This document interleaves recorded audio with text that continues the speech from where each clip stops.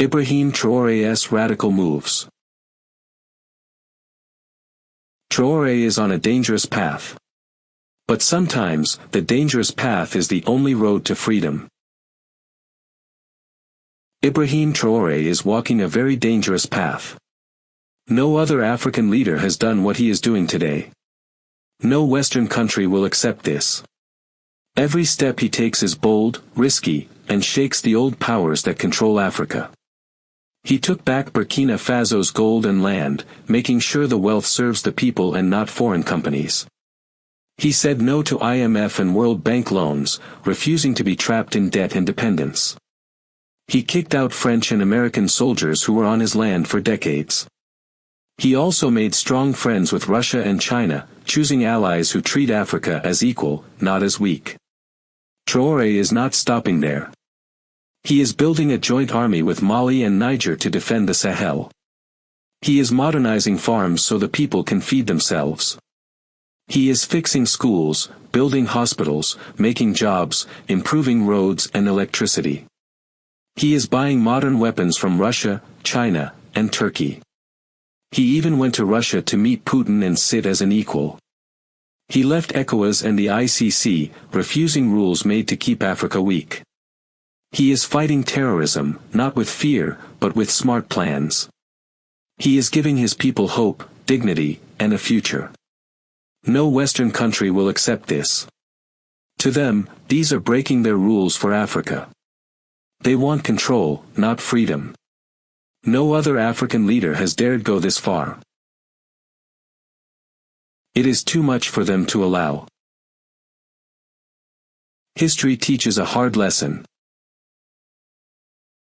Leaders who tried even one of these steps were punished. Their countries were destroyed. Their people suffered. Saddam Hussein, Gaddafi, Lumumba, Thomas Sankara, all brave leaders, all attacked, all killed. Traoré knows the storm is coming.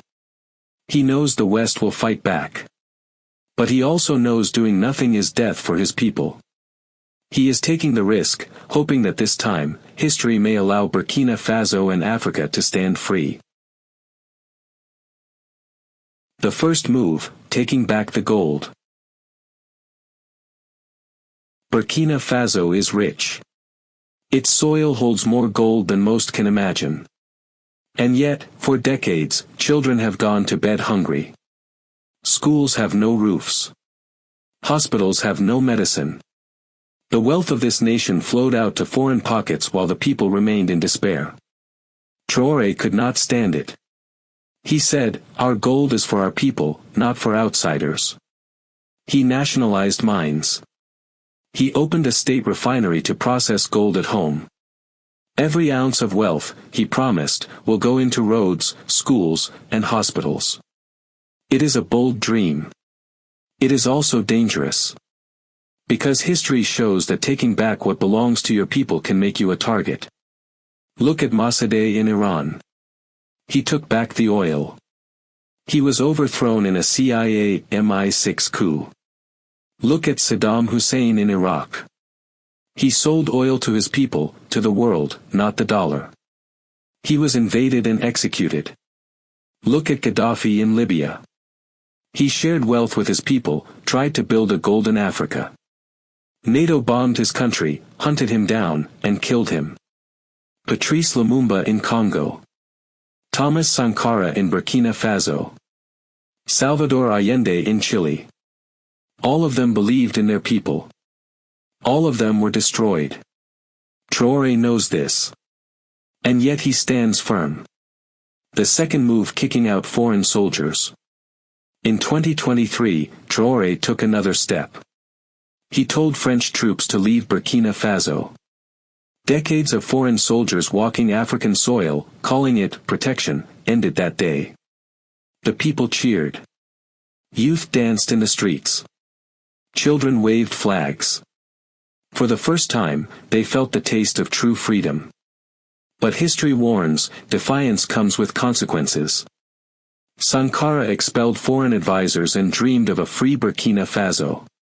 4 years later, he was dead. Lumumba asked for help against Belgian interference. The West refused, then killed him. And now, Traore has dared the same. His nation is watching. Africa is watching. The world is watching. And enemies are calculating. The third move: choosing new friends.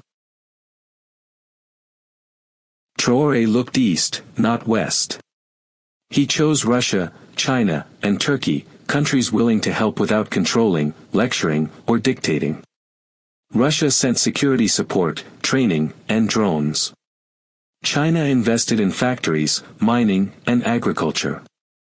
Turkey helped build industry.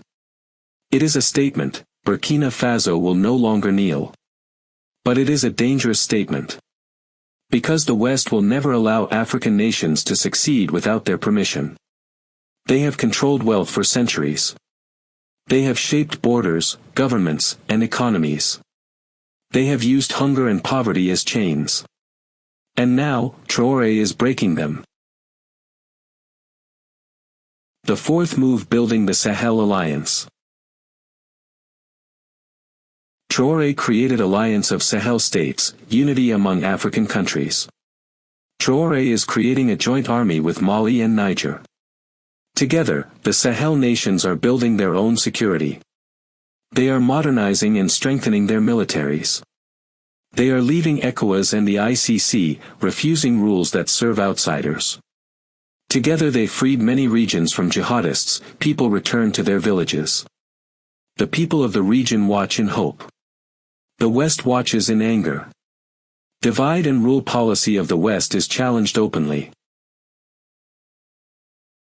The fifth move: modernizing Burkina Faso.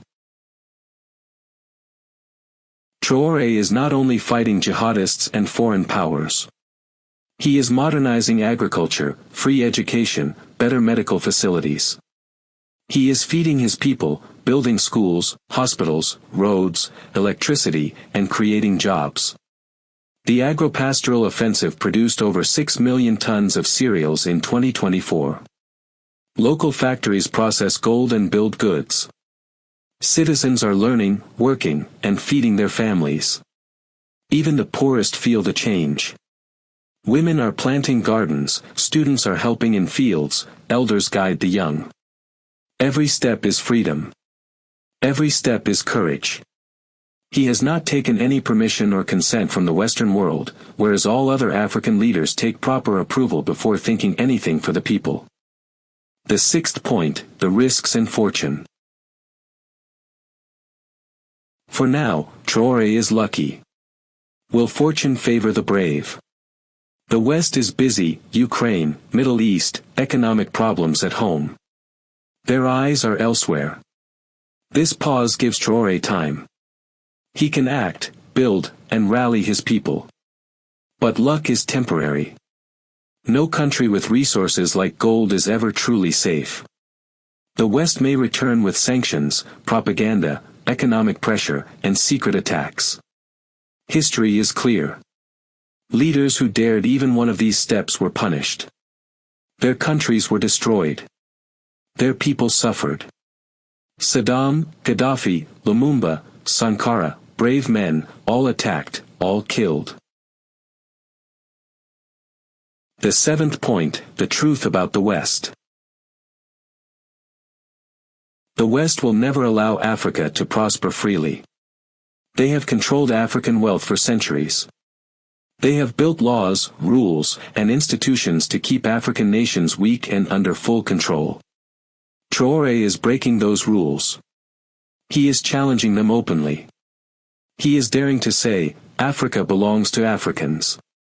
The question is heavy on everyone's heart. Can Traore survive? Can his people survive? Will Russia and China stand if the West strikes? No one knows.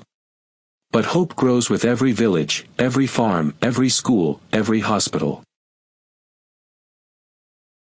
The eighth point: courage against history. Traore is on a dangerous path. He is taking back wealth. He is kicking out soldiers. He is choosing allies freely. He is feeding his people, building jobs, schools, hospitals, roads, and security. History says defiance is punished. History says leaders are crushed. But history also says courage inspires generations. Courage plants seeds even bullets cannot destroy. Saddam, Gaddafi, Lumumba, Sankara, they fell, but their fire remains. Traore walks the same path, fully aware of the storm. Fully aware of the risk. Hopes, challenges and confusions. The world is changing, but change is slow and cruel. For now, the West is busy, war with Russia for its occupation of Ukraine, fires in the Middle East, as Iran posing a threat, and storms inside their own cities, banks and politics. That gives Traore a window, a breath, a moment to act. He uses that time to build roads, plant crops, and refineries, to teach children and give jobs to fathers and mothers. For a while, the storm does not hit. But luck is not a shield. Empires sleep, then wake. The hungry machine of power remembers every challenge. When their eyes return, they will come with old tools and new tricks. Sanctions, economic strangulation, media storms, secret funds to break unity, these are the knives they keep hidden. No country with something the world wants has ever been truly safe. Still, history can turn. Revolutions are not only guns in the square. Sometimes they are strikes in factories, voices in parliaments, and young people refusing to obey. If people in the West begin to fight their own systems, if old empires crumble under their own weight, the balance will shift. New powers will rise. New alliances will form. The rules written by one era can be rewritten by the next. So ask this now, will the West be busy for just a few years, or will their crisis open a long season of change? Will revolutions in the West weaken the old order, enough for Africa to breathe free? Will the world remap itself so that African countries can keep their wealth and raise their children? These are not sure answers, they are hopes and dangers mixed together. Traore stands under that gray sky, brave and human. He knows the truth, no defense is perfect, no alliance forever. He knows every leader who tried before him paid a terrible price.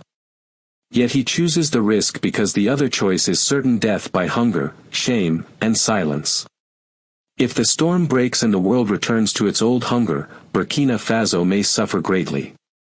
If the storm grows into a new era, if peoples everywhere begin to demand justice, then this moment could become the spark for a lasting change.